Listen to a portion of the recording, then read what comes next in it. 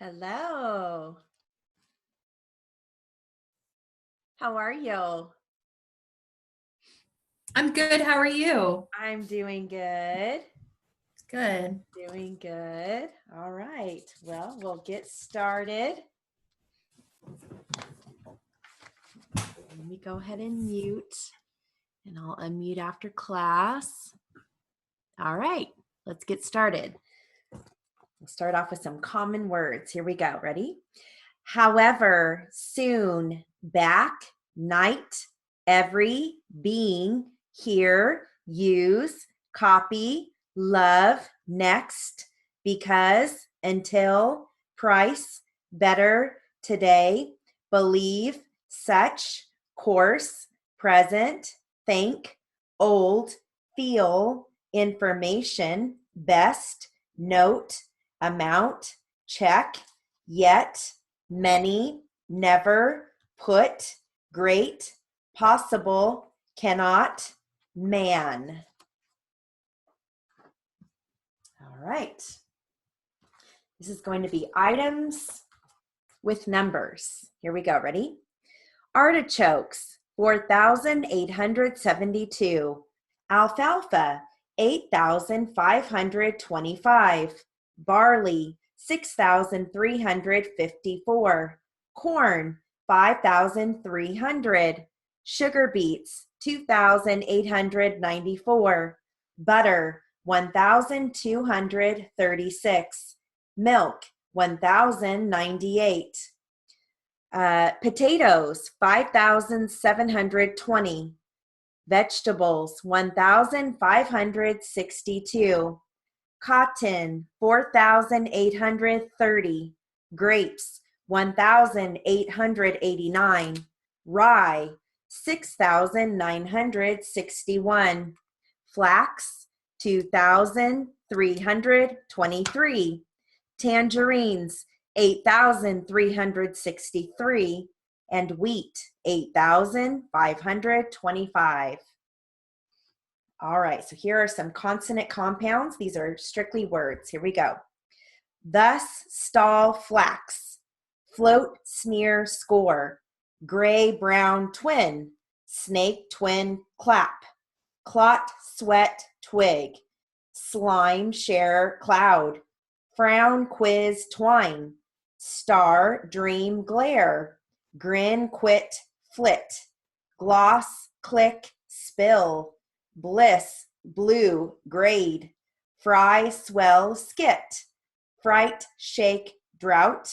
Blow, bright, scab. All right.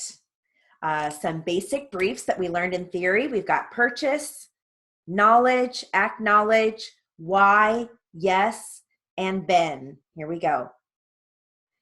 Why is it said that a little knowledge is not a good thing? Knowledge is the state of being aware of something. Why didn't you acknowledge my presence? Why has it been so long? Why is it you have been late every day? It has been a while since I have seen him. Yes, I would like to purchase the coat. You should acknowledge that debt. I acknowledge receipt of payment. Why, you purchased it over a year ago. How many purchases did you make? I have been studying to enhance my knowledge on that subject. Yes, I agree with your decision. Why has he been late so many times? He is knowledgeable in the field. Yes, I am ready to go. Are you purchasing your home? He has acknowledged the seriousness of it. Put your purchases in the trunk of the car. Cognizance is an acknowledgement of facts by a judge. When a judge takes cognizance of a fact, he is acknowledging that the fact is true so that the parties do not have to prove it. I thought I was only purchasing what I needed.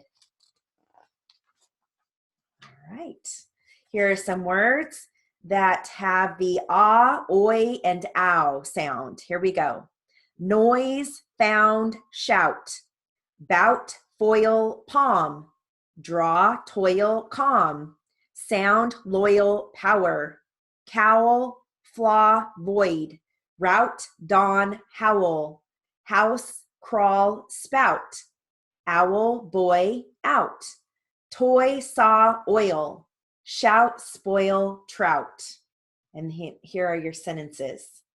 He threw a switch to turn on the power as the river cascaded over the dam. We took a trip to the Leaning Tower of Pisa. When we got up at dawn, there was no sound.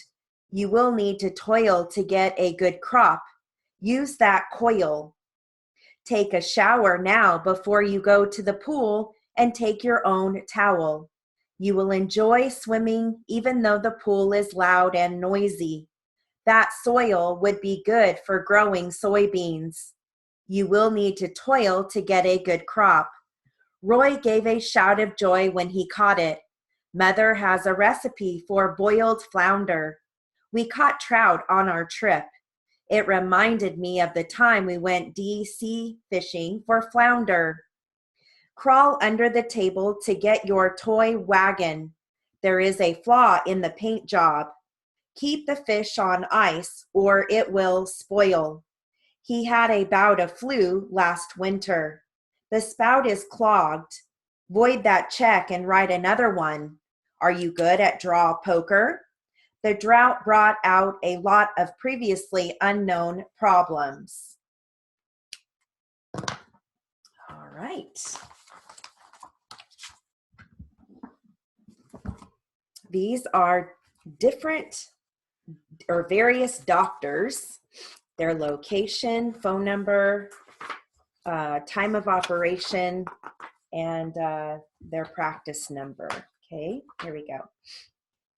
Pediatrics, Preeti and Desai, DESAI, MD, NPI number J26234-954K. Address 15954 Los Serranos Country Club Drive, number 170, Chino Hills, California, 91709. Phone number 909-686-4500. Hours of operation 9 to 5, Monday through Friday. Located at Pomona Valley Hospital Medical Center. Sorry about that. Walker Felix, Felix, MD, NPI number 01L024125. Located at 502 West Valley Boulevard in Colton, California, 92324. Phone number 909-825-3202. Hours of operation 9 to 6 Monday through Friday and 9 to 1 on Saturday, closed on Sundays. Located at Community Hospital of San Bernardino, DOC number 176-054-8993. Saw Manette, Elmer R., MD, NPI number 00F171859, located at 1035 South Mount Vernon Avenue, Suite F, Colton, California, 92324. Phone number 909-824-1060. Hours of operation 8:30 to 5, Monday through Friday, located at St. Bernardine's Medical Center. Minesinger, Kimberly E. D.O., last name spelled Minesinger, NPI number 01L242906, located at 2250 South Main Street, number 104, Corona, California, 98682. Phone number 951-371-8941. Hours of operation 8 to 5, Monday through Friday, located at Parkview Community Hospital Medical Center, DOC number 1346345-702. David H. Sachs, SACKSDO, NPI number 08E031202, located at 2791 Green River Road, Suite 103, Corona, California, 98292. Hours of operation, 9 to 7, Monday, Wednesday, Thursday, Friday, 9 to 5, Saturdays, 10 to 3 on Sundays. Phone number 951-735-5570, located at Corona Regional Medical Center. DOC number 1982629546. And the last one, Joseph Struzzo, MD, STRUZZOLO, NPI number J2312135, located at 135 Palm Drive, Desert Hot Springs Road, California, 92240. Phone number 670-329-1876. Hours of operation, 8:30 to 5:30, Monday through Friday. Located at Eisenhower Medical Center. DOC number 146-752-3035. All right.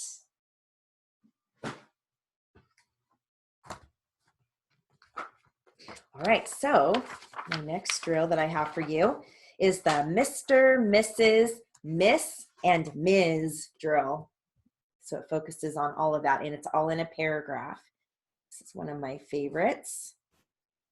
Here we go. Ready? The meeting was at Mrs. Proctor's home. Miss Jensen was the speaker, and Mr. Ward introduced her. Then the minutes were read by Ms. Lane. Ms. Richards appointed Mrs. Parvis, Miss Little, and Ms. Chapman to the executive committee, but Mr. Gray thought Mrs. Parvis would not work with Miss Little. Miss Little and Ms. Chapman worked together last year, but Mrs. Parvis has never worked with Miss Little. Mr. Gray thinks she will work only with Ms. Chapman. Mr. Jones met with Miss Dodge, Ms. Miller, and Mrs. Green. Ms. Dodge, or Miss Dodge, and Mrs. Green were late to the meeting. Mr. Jones asked Ms. Miller for a report. Ms. Miller said that Miss Dodge had the material, so Miss Dodge reported that to Ms. Miller, and Mrs. Green and Miss Dodge had talked to Miss Hart, Ms. Carter, Mrs. Lake, and Miss Rose. Opinions varied. Miss Rose and Mrs. Lake felt we should go ahead, but Miss Hart and Ms. Carter thought we should wait. Mrs. Green added that both Miss Rose and Mrs. Lake had met with Miss Dodge and Ms. Miller on 2 occasions. Mr. Jones asked Miss Dodge what Ms. Miller and Mrs. Green and Miss Dodge knew regarding the work done by Mrs. Lake and Miss Rose. They told Mr. Jones what they knew. All right. Got some consonant compounds. This focuses on initial consonants SPR. Here we go. Ready? Spring sprung when she spread sprigs. He stepped spryly instead of sprinting in the spring. A springboard is not for springbok and spring chickens. Spread the spruce and sprig the sprouts. Springwood is in spruce, not sprinklers and sprockets. Under the spreading tree, the sprightly sprinter sped. To sprunt and sprint, you must be spry. The spray from the skunks spread. Sprat loons are caught by springy spratters. The spray from the skunks spread. She sprained her ankle sprawling. Your sprocket is sprung. Old men are spryer. A springboard is like a sprite. A young proud sprout is sprightly. The sprocket was spruced up. The springy sprite was sprightly. In the spring, we have sprinklers. A springboard is springy. He was only a sprout, but he could sprint. Hope springs eternal. All right.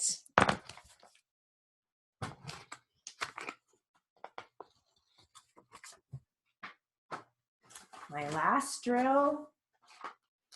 Actually, I've got two more. I'm going to give you briefs, and then I'll give you the sentences. And if you have any questions about these briefs, let me know, okay? We have confident, confidential, conscious, control, deliberate, deliberation, development, did you live, which conflicts with dole, so you have to choose which one you're going to flag. Do you live? Do you mean? Excuse me?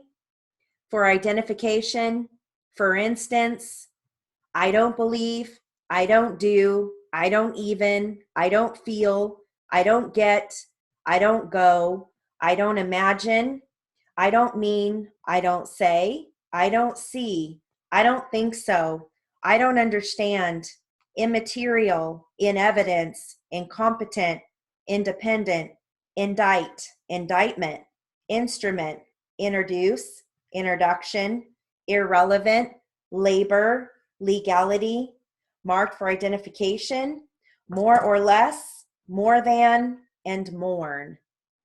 And then, of course, mourn, like they mourn the loss of their dog, would be M-O-U-R-N, okay? More than is the long O, mourn is just M-O-R-N. So just, you know, I don't know if you already know this, but all the I don'ts, I can't, I didn't, I couldn't.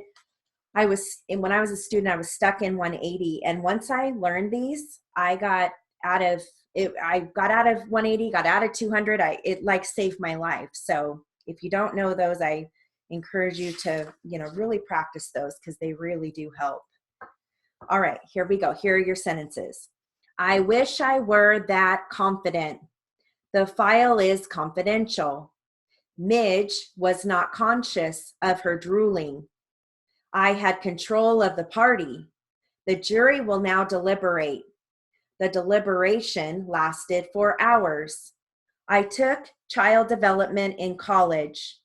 Did you live in Riverside? Do you live with your mother? What do you mean? Excuse me, where is the sale? Use your license for identification. For instance, the soup is gross. I don't believe your story. I don't do windows. I don't even know that man. I don't feel well. I don't get out much. I don't go to those places. I don't imagine you would know. I don't mean I like him more.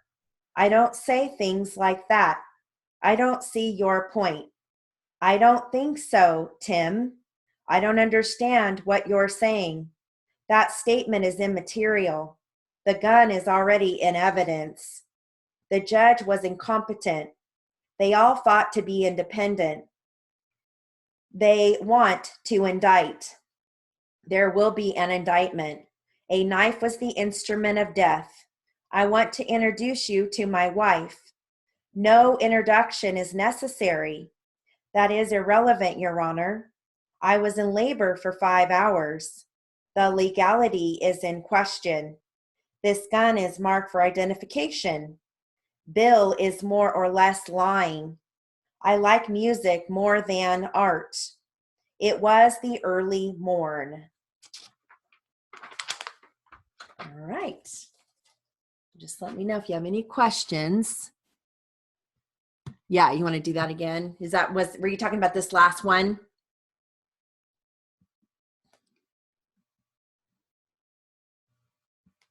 Yeah, the SPR. Yes. Those are tricky, you know. I remember and SKWR. SKW, those were tricky too for me. Yeah. All right. Hi, Nora. So let me know if you guys have any questions about the any of those briefs, okay?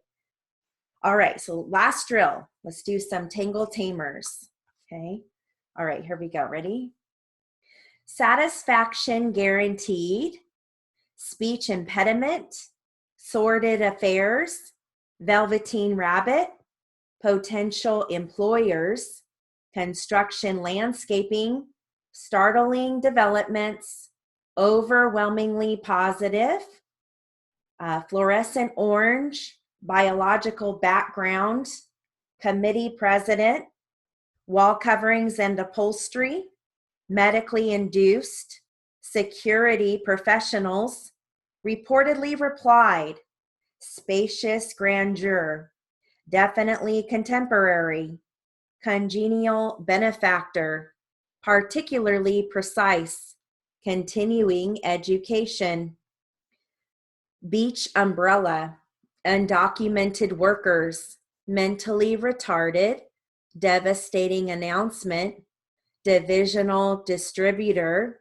Refuse Receptacle, Primary Argument, Emotionally Distressing, Brilliant Portrayal, Supermarket Parking, Easygoing Character, Affiliated Technology, Equestrian Community, and Gracious Architecture.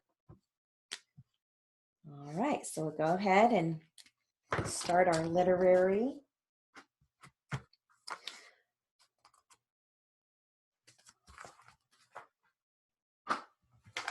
Read a little bit more from our OJ story, where we picked up, or left off, I should say. All right, here we go. Really? A pair of glasses, huh?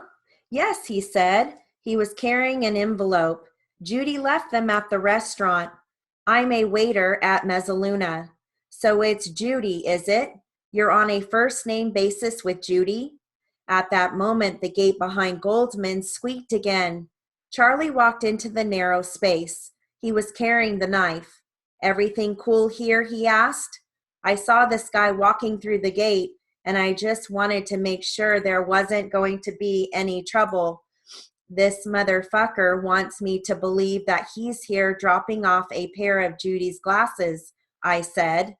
I am, Goldman said, appearing increasingly nervous. He held up an envelope. Look for yourself. And then what, I said. You were going back to the restaurant? No, he said. My shift is over. I'm just leaving these here and going home. You expect me to believe that? I don't expect anything, he said. I'm telling you the truth. You're a fucking liar, I shouted. I'm not. I swear to God, he said. She's got candles burning inside, fucking playing music.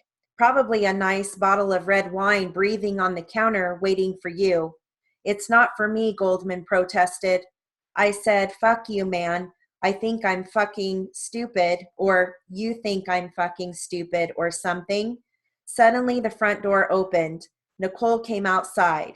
She was wearing a slinky little cocktail dress, black, with probably not much on underneath. Her mouth fell open in shock. She looked at me, and she looked at Goldman, and she looked at Charlie just beyond. Goldman was pretty well trapped. Charlie stood between him and the rear gate, and I was barring his way to the front. OJ, what the fuck is going on? She asked. I turned to look at Nicole. That's what I want to know, I said. Cato the dog came wandering out of the house. He saw me and wagged his tail. Then he saw Goldman and also wagged his tail. I looked at Goldman, steamed, and Charlie moved closer, the knife still in his hand. I think he sensed that things were about to get out of control because I was very close to losing it. I'm listening, motherfucker, I said to Goldman. OJ, Nicole hollered. Leave him alone. What are you doing here anyway? I thought you were going to Chicago. Fuck you, I said. Hey, man, Goldman said. That's not necessary. Charlie piped in. Let's get the fuck out of here, OJ. I asked you a question, motherfucker. What are you doing here? Are you delivering drugs? Leave him alone, OJ, Nicole shouted. I hear half of you assholes are dealing on the side, I said. Nicole came at me swinging. Get the fuck out of here, she said. This is my house, and I can do what I want. Not in front of my kids, you can't. Fuck you, she said. No, fuck you. I gave you everything you could ask for, and you fucked it all up. She came at me like a banshee, all arms and legs flailing, and I ducked, and she lost her balance and fell against the stoop. She fell hard on her right side. I could hear the back of her head hitting the ground, and she lay there for a moment not moving. Jesus Christ, OJ, let's get the fuck out of here, Charlie said, his voice cracking. I looked over at Goldman, and I was fuming. I guess he thought I was going to hit him because he got into his little karate stance. What the fuck is that? I said. You think you can take me with your karate shit? He started circling me, bobbing and weaving. And if I hadn't been so fucking angry, I would have laughed in his face. OJ, come on. It was Charlie again pleading. Nicole moaned, regaining consciousness. She stirred on the ground and opened her eyes and looked at me, but it didn't seem like anything was registering. Charlie walked over and planted himself in front of me, blocking my view. We are done here, man. Let's go. I noticed the knife in Charlie's hand, and in one deft move, I removed my right glove and snatched it up. We're not going anywhere, I said, turning to face Goldman. Goldman was still circling me, bobbing and weaving, but I didn't feel like laughing anymore. You think you're tough, motherfucker, I said. I could hear Charlie laugh, or Charlie just behind me, saying something, urging me to get out of there. And at one point, he even reached for me and tried to drag me away, but I shook him off hard and moved toward Goldman. Okay, motherfucker, I said, show me how tough you are. Then something went horribly wrong, and I know what happened, but I can't tell you exactly how. I was still standing in Nicole's courtyard, of course, but for a few moments I couldn't remember how I'd gotten there, when I'd arrived, or even why I was there. Then it came back to me very slowly, the recital, with Sydney up on stage, dancing her little heart out, me chipping balls into my neighbor's yard, Paula angry, not answering her phone, Charlie stopping by the house to tell me some more ugly shit about Nicole's behavior. Then what? The short, quick drive from Rockingham to the Bundy condo. And now I was standing in Nicole's courtyard in the dark, listening to the loud, rhythmic, accelerated beating of my own heart. I put my left hand to my heart, and my shirt felt strangely wet. I looked down at myself. For several moments, I couldn't get my mind around what I was seeing. The whole front of me was covered in blood, but it didn't compute. Is this really blood, I wondered? And whose blood was it? Is it mine? Am I hurt? I was more confused than ever. What the hell had happened here? Then I remembered that Goldman guy coming through the back gate with Judy's glasses, and I remembered hollering at him, and I remembered how our shouts had brought Nicole to the door. Nicole, Jesus. I looked down and saw her on the ground in front of me, curled up in a fetal position at the base of the stairs, not moving. Goldman was only a few feet away, slumped against the bars of the fence. He wasn't moving either. Both he and Nicole were lying in giant pools of blood. I have never seen so much blood in my life. It didn't seem real, and none of it computed. What the fuck happened here? Who had done this and why? And where the fuck was I when this shit went down? It was like part of my life was missing, like there was some weird gap in my existence. But how could that be? I was standing right there. That was me, right? I again looked down at myself, at my blood-soaked clothes, and noticed the knife in my hand. The knife was covered in blood, as were my hand and wrist, and half of my right forearm. That didn't compute either. I wondered how I had gotten blood all over my knife, and again, asked myself whose blood it might be, when suddenly it all made perfect sense. This was just a bad dream, a very bad dream. Any moment now, I would wake up at home in my own bed and start going about my day. Then I heard a sound behind me and turned, startled. Charlie was standing in the shadows a few feet away, his mouth hanging open, his breathing short and ragged. He was looking beyond me at the bodies. Charlie, I called out. He didn't answer. Charlie, still nothing. I went over and stood in front of him and asked him the same question I'd just asked myself. Charlie, what happened here? He looked up and met my eyes, but for several moments, it was as if he really didn't see me. Are you listening to me? I said. I asked you what happened here. Charlie shook his head from side to side, his mouth still hanging open, his breath still short, ragged, and in a voice that was no more than a frightened whisper, said, Jesus Christ, OJ, what have you done? Me? What the hell was he talking about? I hadn't done anything. I jumped at a sound behind me, a high-pitched, almost human wail. It was Cato the dog circling Nicole's body, his big paws leaving prints in the wet blood. He lifted his snout and let out another wail, and it sent chills up and down my spine. Let's get the fuck out of here, I said. I hurried toward the rear gate and moved through it, with Charlie close behind. But I stopped myself before I crossed into the alley. Charlie bumped into me and jumped back, startled. What? He said. I didn't answer. I was thinking about the shape I was in. I was thinking of all the blood. My shirt and pants were sticking to my skin. Even my shoes were covered in blood.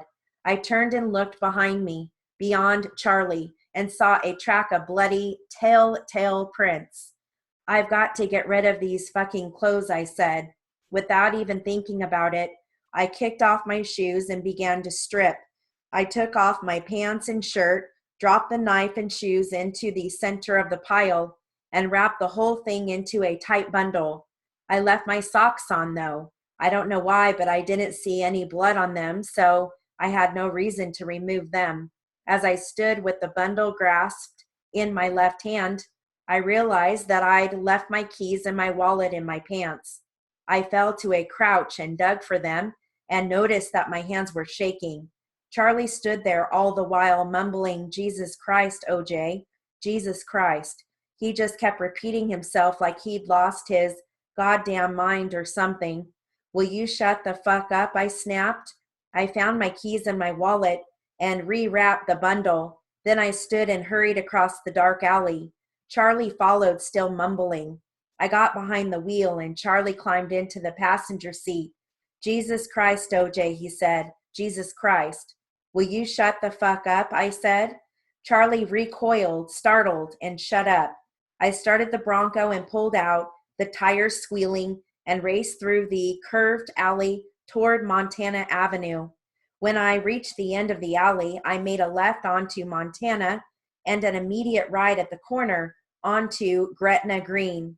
San Vincent was a block away, and I made a left there and took it all the way to Bristol, then hung a right to Sunset and made a left there toward home. I glanced at Charlie. He was hunched over, his elbows on his knees, his face buried in his hands. What happened back there, Charlie? I said. Charlie sat up. His cheeks were wet with tears. He shook his head from side to side and shrugged. I thought back to that horrific scene of the courtyard and to all the blood. I have never seen so much blood in all my life. It didn't seem possible. It didn't seem real. Charlie?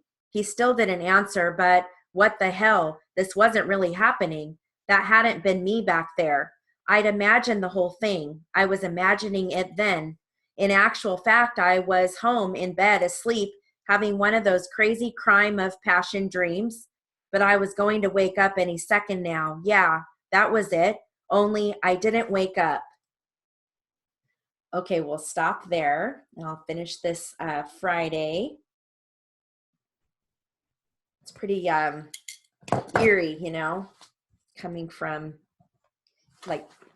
him and him reading or him writing this after his trial. It's pretty detailed. All right, let's go ahead and do some jury charge. The subject is an interrogatory. Trog. All right. Here we go. I'm going to start at 180 and I'll work my way to 200. Okay. All right, here we go.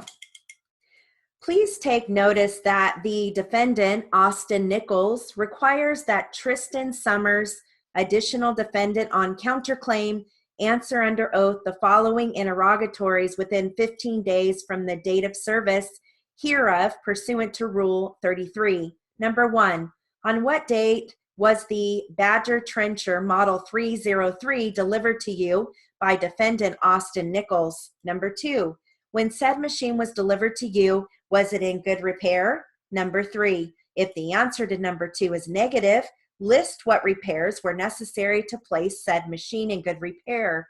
Number 4, if the repairs referred to in number 3 were made, list each part or item of material put on said machine, from where purchased, the cost of each item, to whom payment was made, the date of each payment, and the date each item was put on said machine. Number 5, if the repairs referred to in number 3 were made, list the total numbers of hours of labor performed on said machine, by whom the labor was performed, the amount paid therefore to each person so working, the dates each person worked, and the dates payment was made. Number 6, if the repairs referred to in number 3 were made, and if you personally worked thereon, list the dates you so worked and the numbers of hours each date, the nature of the work done on each date, and the agreed or reasonable value of such labor. Number 7, were any repairs or improvements made on said machine subsequent to those referred to in number 3, number 4,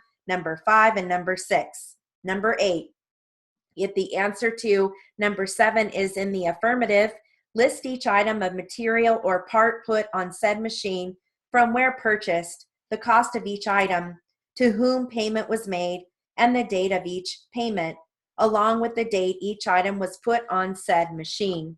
Number 9, if the answer to number 7 is in the affirmative, list the total number of hours of labor performed on said machine, by whom the labor was performed, the amount paid thereof to each person so working, the dates each person worked, and the dates the payments were made. Number 10, if the answer to number 7 is in the affirmative, and if you personally worked thereon, list the dates you so worked and the number of hours each date, the nature of the work done on each date, and the agreed or reasonable value of such labor. Number 11, if the answer to number 7 is in the affirmative, were such repairs or improvements made at the request of defendant Austin Nichols? Number 12, if the answer to number 11 is in the affirmative, how was such request transmitted to you by defendant Austin Nichols? Number 13, if the answer to number 7 is in the affirmative, were such repairs or improvements made with the knowledge and express consent of defendant Austin Nichols? Number 14, if the answer to number 13 is in the affirmative, how was said consent transmitted to you by defendant Austin Nichols? Number 15, state the use made of said machine by you or under your direction and consent. Number 16, state the total gross receipts received by you from use of said machine since the date of purchase. Number 17, state the total expenses attributable to the jobs on which said machine was used. Number 18, state the total gross profits earned by you from said machine. Number 19, list the payments made by you to defendant Austin Nichols on his share of the gross profits from the use of said machine. Number 20, state what evidence you have that defendant Austin Nichols received each of the payments referred to in number 19. Number 21, have you ever been convicted of a crime? Number 22, if the answer to number 21 is in the affirmative, list the date and court of conviction together with the crime of which you were convicted. Number 23, is Madison Summers the plaintiff your wife? Number 24, state the total, complete, and exact consideration given or delivered to you by plaintiff Madison Summers for the assignment of your alleged claim against the defendant, Austin Nichols. All right.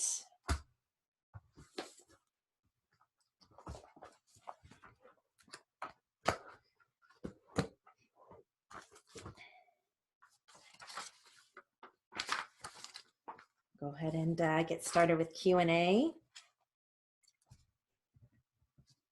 Our first one is just going to be 1 page long. I'm going to read this at 180, again at 200, again at 225. Okay. All right, so the first time will be at 180. This is going to be plaintiff. And let's see, you're going to hear driver's license, which I write as initial D, final L, existence, employees.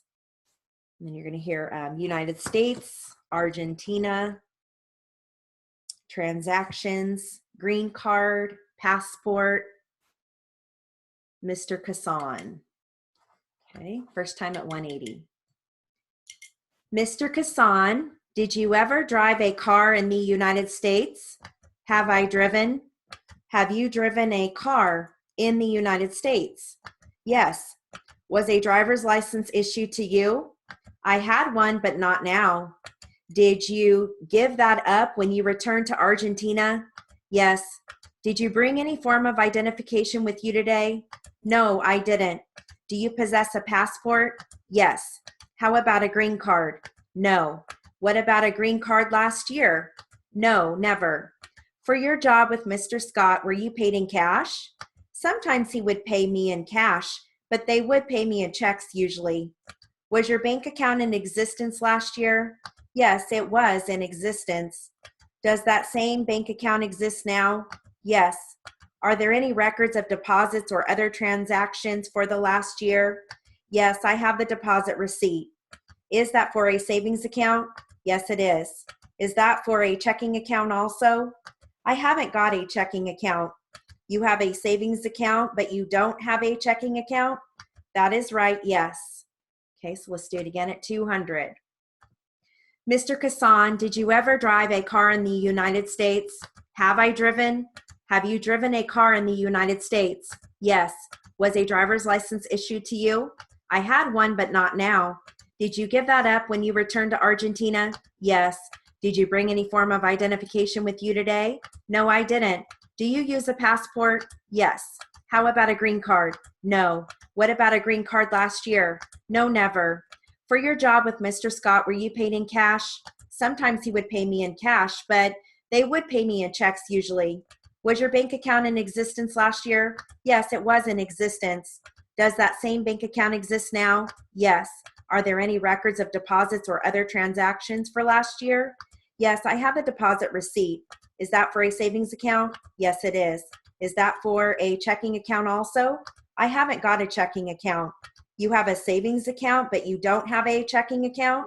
That is right, yes. All right, last time at 225. Here we go.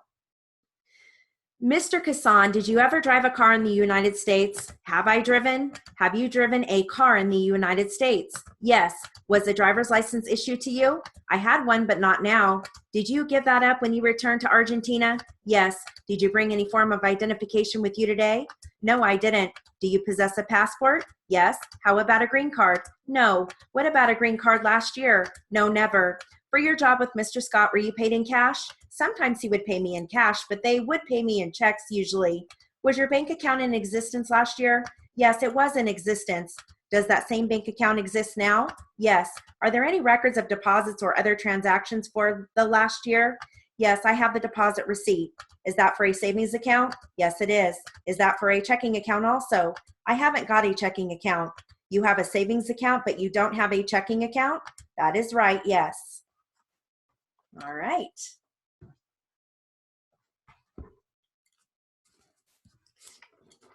Now, this is going to be plaintiff, but the court and defense also jump in, okay? All right, here we go. I'll start at 180 and I'll work my way to 225, okay? Here we go, ready? Would you state your name? Alex G. Kimball. Where do you reside? In Dallas, Texas. What is your occupation in Dallas? I am the superintendent of the state training school. And that institution is an institution for what purpose? What is the nature of that? It is for the care and training of the mentally deficient. Are you acquainted with the Parker family? I know some of the members. I do not know Miss Elise Parker. You said you don't know her? I do not. Do you know anything about her? I know that she was permanently released from the state school approximately 5 months before I came to the school. And that is according to the records of the school? That is according to the records, yes. What was the reason that she was released? The reason is not stated. I can venture a guess if you request it. I do not want any guesses. Okay, I won't guess. What can you say as to her mental condition that you know? I can say nothing except as it appears in the records. Is that a permanent record of the school? It is a permanent record of the school, which is available on request to those in authority. I believe the records of the Parker family will show that there were 2 of her sisters that committed suicide there at the school. It is also stated, but I do not have their records with me today. How severe a paranoia tendency does an individual have to have before you consider it insanity? I would say that it is generally accepted that if it is ascertained that there is danger to the individual or to others, that constitutes a reason for the action within the discretion of the court. Do the records you have there at your disposal at the institution reflect any attempt to transfer the defendant to the state hospital? There is no such attempt here. However, the permanent release is most unusual unless, and here again I must sort of guess at my predecessor's actions, I think he became thoroughly frustrated with his inability to give the required care, and I think that is the answer for the permanent release, since other members of the family have not been released. Based upon the information that appears in those records, would you in your present position, or would the information in those records elicit any disagreement from you as you say it had your predecessor? The question, sir, I didn't understand. Okay, you stated, didn't you, that your predecessor probably became frustrated with his inability to control the patient? That is true. Based upon the information that appears in the records, would your attitude be quite similar? Definitely so. While I now entertain the names of the other members of the family on our waiting list, on the basis of the records as we have it, I will not accept an application for Miss Parker. Do you have any patients in there at the moment that are comparable in disorderly conduct? We have had, sir, but as fast as those conditions arise, we transfer them to a place where they can get the treatment they need, which is the state hospital. That is correct. Now, these behavior incidents extend over a period of some 17 to 19 years. That is correct, apparently. There is a record of some 18 or 19 incidents that are extremely unusual, say perhaps averaging 1 a year. No, apparently they did not average 1 a year, sir, but they apparently seem to come in cycles. And it seems apparent from the testimony here this morning, these other phases appeared in cycles, followed by a period of relative quiet, which is not unusual. Is there any way of determining, or any professional method of determining, the cycle fluctuations? There is by long range study, and yet in no field is there so much individuality in relation and types. There is no set pattern for any particular case. Okay, could it possibly be that this incorrigibility was the result of being placed in the institution?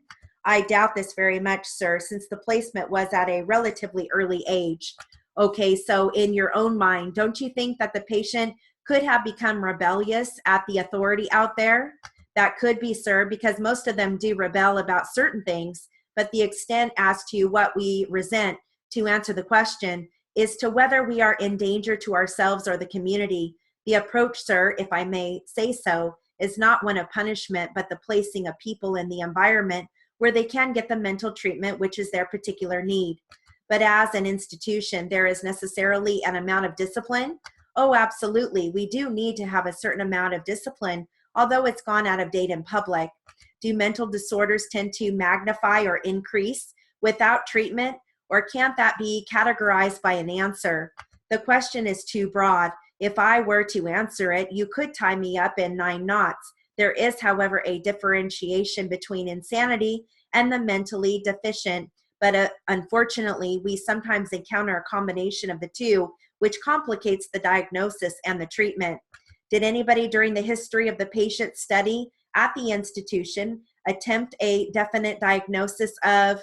I have to answer that, sir, by saying that diagnostic facilities were rather meager back then, even in '08. Then the treatment must have occupied somewhat the same vein in those days that you offer in your institution? Not to such a great extent. There have been training programs there, but perhaps in 5 more years, we may have a better training program. So it's your honest opinion that no training programs could be beneficial to this defendant? I would go further, sir, and say that the laws state very definitely that none shall be retained in the institution who, in the opinion of the superintendent, is not a fit subject for care. Would you submit or consent to any sort of an examination of Miss Parker to determine whether or not today you would be willing to accept the application? The question of Miss Parker's examination is outside my hands, since she was permanently released and we have no control over her whatsoever. From her past records, would you say you'd consider her a violent or dangerous or both? From her records here, I would say that there is an indication of violence, yes. You couldn't say outright that she was violent or dangerous, could you, from the records? I would consider her not a fit subject for care at our institution because of the indicated violence. We are not equipped to handle that kind of violence. Okay, let me just date this.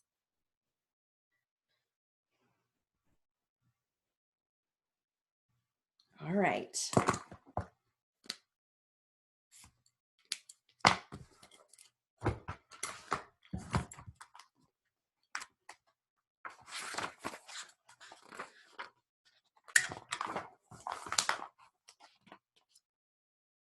Let me see here.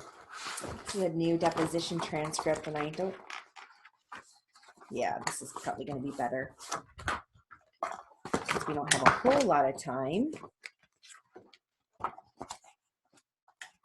All right, here we go. This is a dog bite case. Okay. All right, here we go. I'll read this at 200. What is your name? Daniel. What is your last name? Noel. Do you have a middle name? Alex. How old are you? 10. What's your birthday? March 7th. What year were you born? I don't know. I think it was 2007. Are you going to school? Yeah. What school do you go to? Abernathy Elementary. Could you speak up a little bit louder because the lady here has to hear everything you say, okay? Okay. Was he sworn? Yes. Are you a Boy Scout? No. Are you a Cub Scout? No. Are you a Boy Scout? No. Do you know what it means to tell the truth? Yes. Okay, what does it mean to you? Don't lie. Okay, what's the difference between the truth and a lie? Can you tell me that? No. Okay, when you say don't lie, what do you mean by that? I need to tell the truth. Do you want to be a Boy Scout? No. Do you go to church? No. Sometimes do you? Yeah. Okay, what church do you go to sometimes? I don't know what it's called. Okay, do you go to a Catholic church sometimes? I don't know. When you go to church, do they talk about telling the truth? I don't know. They talk in Spanish. Okay, is it Spanish or Latin or Spanish? Do you ever talk with a priest? No. Just you and a priest? No. Just you and the pastor? No. Okay, where is Abernathy Elementary School? Like in the middle of Abernathy. What state is Abernathy in? In Texas. What grade are you in? 5th. What's your teacher's name? Ms. Lutrick. Who? Lutrick. Can you spell that? I don't know. I think it's Lutrick. Now, last year, were you in 4th grade? Yeah. Where did you go to 4th grade? I went to Mead Valley and at Abernathy Elementary. What valley? Mead Valley.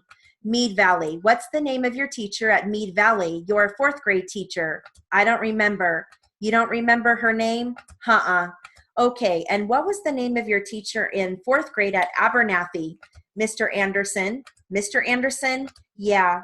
Where did you go to 3rd grade? Mead Valley. Do you remember your 3rd grade teacher's name? No. Since the dog bite thing happened, have you talked with any of the counselors?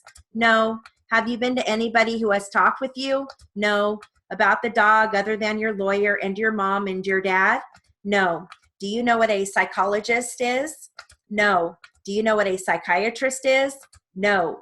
Have you talked with a teacher about the dog bite? No. Okay, have you talked with a priest or a pastor or a minister? No.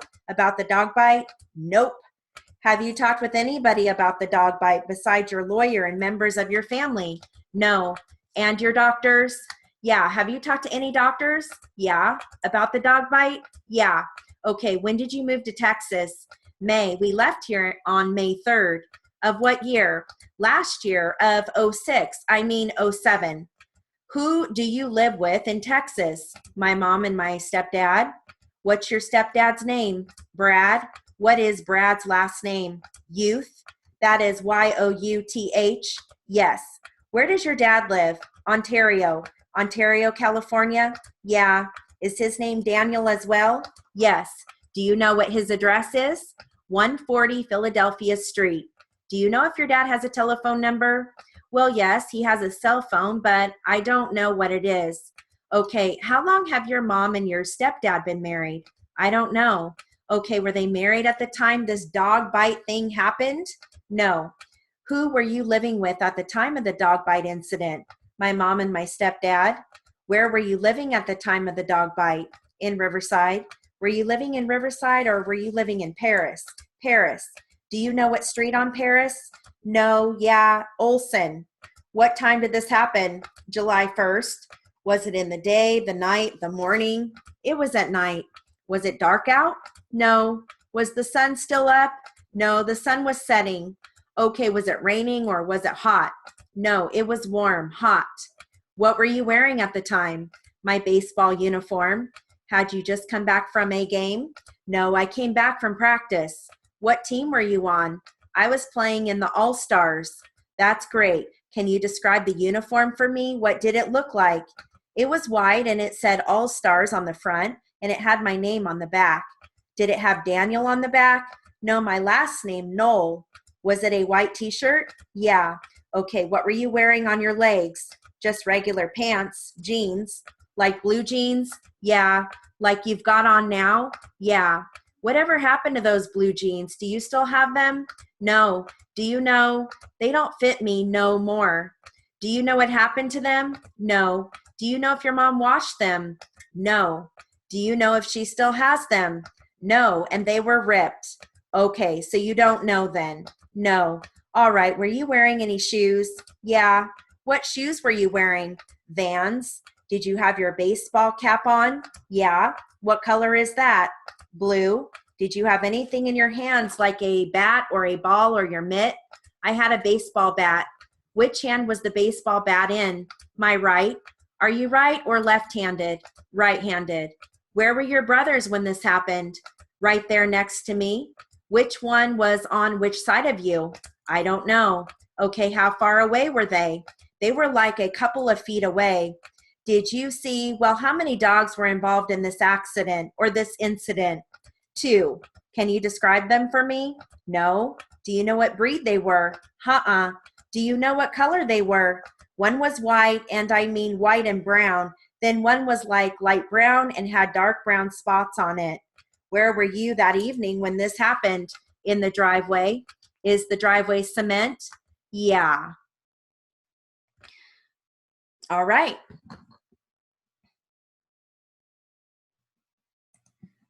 How'd you guys do? Okay. Okay? Yeah, sorry about the chat box, you guys. That's okay. I came in late and I couldn't catch the cat, and he came and he sat on the keyboard for a little while, and I didn't realize that it was going into the chat box. That is awesome. Oh, that's awesome. I wish I could see, because it's like just a big green blurb, and I wish I could see your animals. Is it Nutters or Butters? No, it's Butters. Butters. Yeah. Oh, I miss my cat. You know, we had to put him down a few months ago, and he used to do that kind of stuff. And Oh, yeah, we still have our dog, but you know, cats are they're so cute. Yeah, I usually keep him out of the room, but I'm outside today, and I couldn't catch him and put him inside, so Oh. yeah, he was free to do whatever. Oh, did you guys get a lot of snow up there?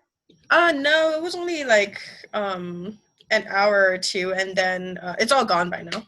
Oh, it is. Okay. So that's kind of nice though. You get to enjoy it and then it's gone. You don't have to worry about shoveling or worrying about Yeah. the snowplow coming. Yeah. Yeah, I haven't, my mom and dad live up there and I haven't talked to them to see, they're in Arrowhead. So I didn't ask them how much they got yet, but I'm sure they were happy that they got to enjoy it and now it's gone. Uh-huh. So, well, that whole time that I was reading the dog bite transcript, that was at 200. So, that was straight at 200. So great. And that was some, we had quite a bit of sustained dictation. Mhm. So, I grabbed a few new transcripts. So we'll be, going through those. We'll be starting those. We have just one left that we're almost completed with, the first American title transcript. Everything else is pretty much new. So I have a child abuse one, which it's hard to hear, but it's not too graphic. So it's doable. And then I have this dog bite one, and then another one that I picked up. Lady got hit by a car. So we'll be going through all of those. And now, can you guys attend Friday morning? I should be able to this week. Yeah. Okay, good. All right, awesome. Well, Yeah, I'll be there too.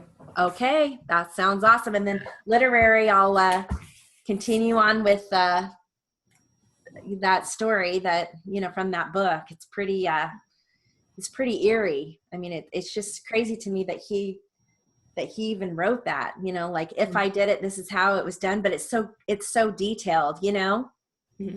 So, anyways, we'll finish that. And you guys Jill, yeah. I was wondering, do you plan on ever doing read back, or have you talked about doing read back, or what are your thoughts on that? Yes, absolutely. I can do read back. Absolutely. Yes. I think that helps me a lot when we do that. Yeah, then let's do that on Friday. We can do, I'll make sure and maybe take the last 10 minutes after everybody's really warmed up, and we'll spend our time. I'll pick out something that is, only so long, maybe like a page, and that way we can, we'll do the read back. Yeah, absolutely. Okay, awesome. Even if it's just a little bit, I think. No, that's good. That's good. And I always feel like, and I agree, it's so important. And sometimes it's like, wow, we only have an hour. So I know. But it is important. It really is. So we'll do that on Friday. Okay. Cool. All right. So you can hear my slop. I'm just kidding. No, that's so negative. I'm just kidding. It's never as bad as you think it's going to be, It might feel like your fingers are all over, but usually it's never as bad as you think. Well, at 225, my fingers are all over the place still. So. And what I could do, if you guys prefer, I could take the same, take one page and read it once at 180, again at 200, again at 225, and then you can pick which one you want to read back, because it's going to be the same material. You know what I mean? So yeah, that would be cool. Okay, we'll do that then. Yeah, and that way you can choose, like, okay, I want to read back my 180 or my 225. Yeah, we'll do that. All right. Cool. Thanks for recommending. I need to be held accountable for what I'm writing. Yeah. I feel like, so it kind of helps me get in a different mindset too when I'm writing, like, oh, I'm going to have to read this back. So. Yes, it is. It's a whole different ballgame when Yeah. It's like a mental, challenge, just knowing I'm going to read this back. So, okay, that sounds good. We'll do that on Friday. Cool. All right. Well, you guys have a great night, and I'll see you bright and early Friday morning. Okay. See you then. Okay. Have a great day tomorrow. You too. Okay, bye. You too. Bye, guys. Bye.